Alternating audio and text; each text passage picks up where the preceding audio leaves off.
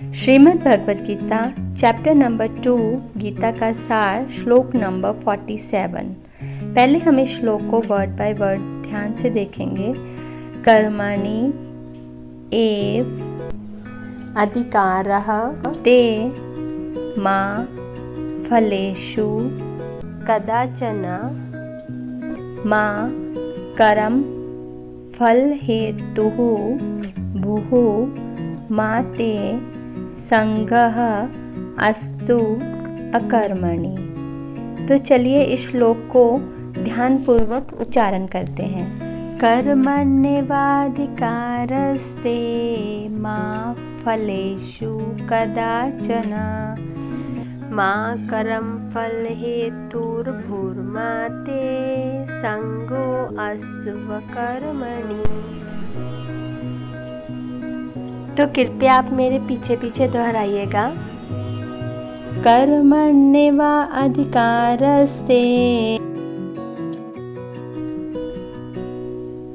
मा फलेषु कदाचन मा कर्मफलहेतुर्भूर्मा ते संगो अस्तु कर्मणि। तो चलिए हम इकट्ठा इसका लय में उच्चारण करते हैं।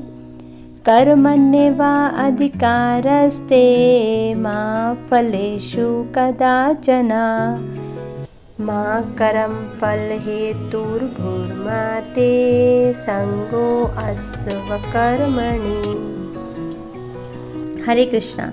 मेरा नाम है द्रौपदी करुणा देवी दासी और आप देख रहे हैं आपका अपना प्रिय YouTube चैनल प्रैक्टिकल भक्ति ज्ञान।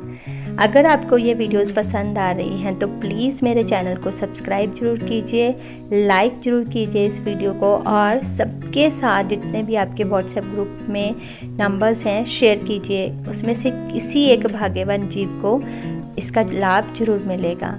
तो चलिए देखते हैं अनुवाद। तुम्हें अपने कर्म करने का अधिकार है, किंतु कर्म के फलों के तुम अधिकारी नहीं हो। तुम ना तो कभी अपने आप को अपने कर्म फलों के कारण मानो, ना ही कर्म ना करने में कभी आसक्त हो।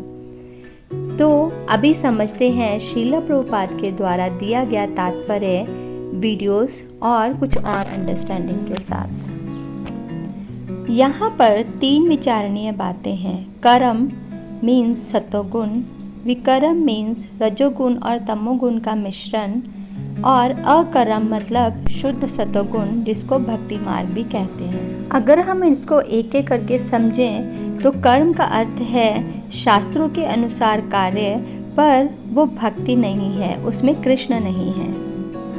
नेक्स्ट विकर्म होता है जो रजोगुण और तमोगुण का मिश्रण होता है। इसके कार्य ऐसे होते हैं जो ना तो भक्ति मार्ग वाले होते हैं और ना ही अच्छे होते हैं, ये बुरे कार्य होते हैं। जैसे जानवरों को अपनी इंद्रिय तृप्ति के लिए यूज़ करना, नॉनवेज खाना, लेजी रहना, सोए रहना, पढ़ाई ना करना इत्यादि।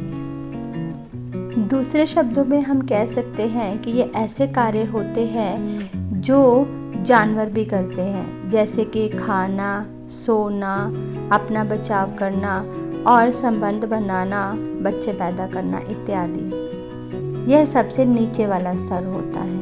इसके बाद हमारे पास आते हैं अकर्म।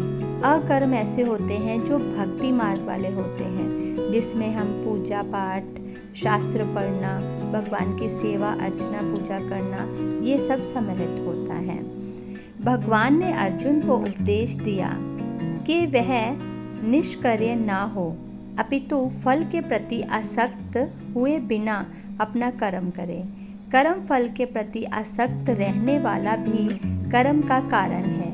इस तरह वह ऐसे कर्म फलों का भोक्ता होता है। तो चलिए आगे समझते हैं इसको एक एक करके कि कैसे कार्य हमें करने चाहिए और कैसे कार्यों में बंधन होता है और कैसे कार्य में भगवान की कृपा प्राप्त कर सकते हैं। जैसे अगर हम किसी को भोजन खिलाते हैं तो आज भोजन खिलाएंगे और कल पेट खाली हो जाएगा, उसका बहुत लाभ नहीं है, पर फिर भी ये अच्छा कार्य है कि एटलीस्ट हम किसी को खिला तो रहे हैं, लेकिन लंबे समय इसका लाभ हम उस व्यक्ति को नहीं दे सकते।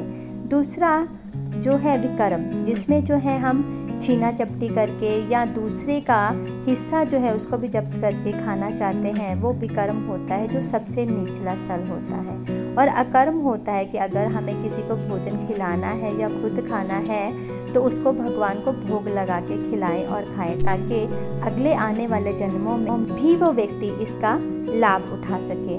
तो हमें शास्त्रों के अनुसार समझ के चलना है। जैसे बहुत सारे लोग खाना खिलाते हैं तो उसमें तामसिक भोजन, जैसे कि चाय का लंगर लगाते हैं, ऐसी चीज़ें खिलाते हैं जो कि एक्चुअल में उसकी बॉडी को नुकसान देने वाली होती हैं, जैसे कोल्ड ड्रिंक पिलाना इत्यादि। या अपने बच्चों के संस्कार जैसे कि विवाह संस्कार, जन्मदिन इत्यादि पे शराब या मीट, मछली, अंडा इत्यादि खिलाना।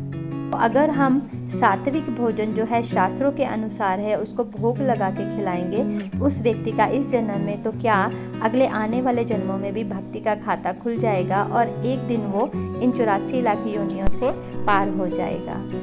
कर्म जो है उनको अगर समझें तो वो पुण्य कर्म है। पुण्य कर्म वैसे होते हैं कि अगर हम किसी का भी कुछ भी अच्छा करते हैं, उसको खिलाते हैं, पिलाते हैं, पढ़ाई कराते हैं, जो भी उसकी सहायता करते हैं, उसके बदले में हमें भगवान जो है पुण्य कर्म देते हैं।